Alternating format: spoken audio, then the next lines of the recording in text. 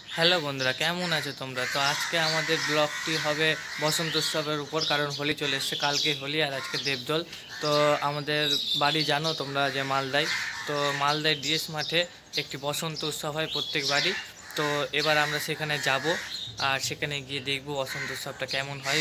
দারুণ মজা হবে। আমি তো এর আগেও গেছি, এর আগে সেটা পার্কে হতো, কিন্তু এবার করোনার জন্য ডিএস মাঠে করা হয়েছে। তো আমাদের সাথে থাকো, পুরো ব্লগটি দেখো, দারুণ এনজয় করবো আজকে আমরা। আর ভিডিওটাকে কোথাও স্কিপ করবে না, কারণ দারুণ এনজয় হবে। তো পুরো ভিডিওটা ওয়াচ করো আর চলো বসন্ত উৎসবে যাওয়া যাক।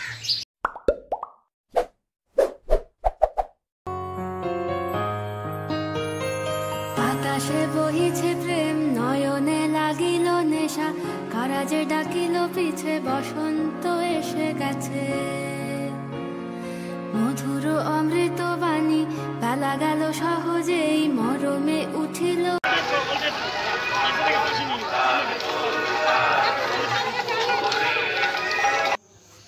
তো বন্ধুরা, এখন আমরা ডিএস মাঠের কাছে রাস্তায় পৌঁছে গেছি। এই যে এখন এই ছোট ছোট র্যালিগুলো যাচ্ছে সব মাঠে।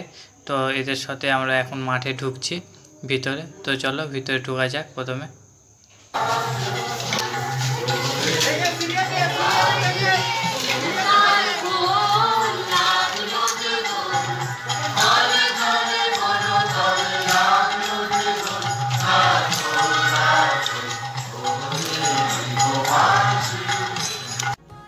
তো বন্ধুরা, এখন আমরা মাঠে প্রবেশ করে গেছি।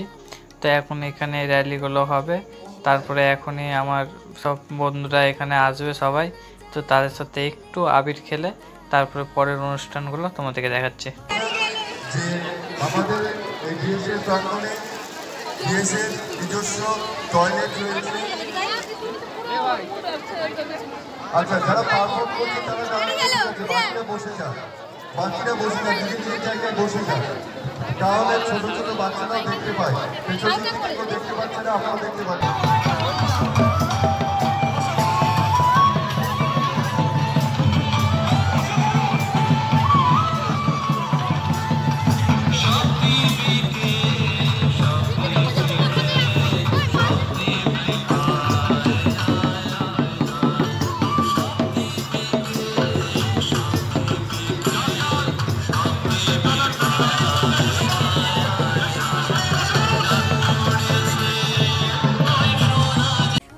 বন্ধুরা, এখন তোমরা আদিবাসী নাচ দেখলে, মানে মালদার মিলন মেলা বা বসন্ত উৎসব, আর সেখানে আদিবাসী নাচ হবে না, এটা কখনোই সম্ভব না।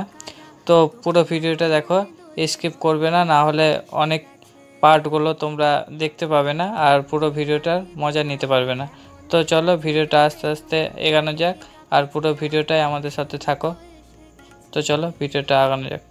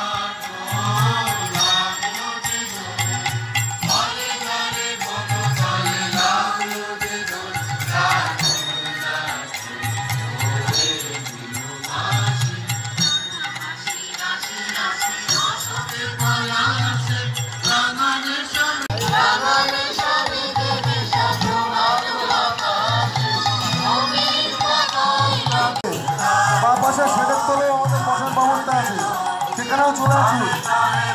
অযথা মাঠের মাঝখানে ভিড় করবেন না, নাচে অসুবিধা হচ্ছে আমাদের।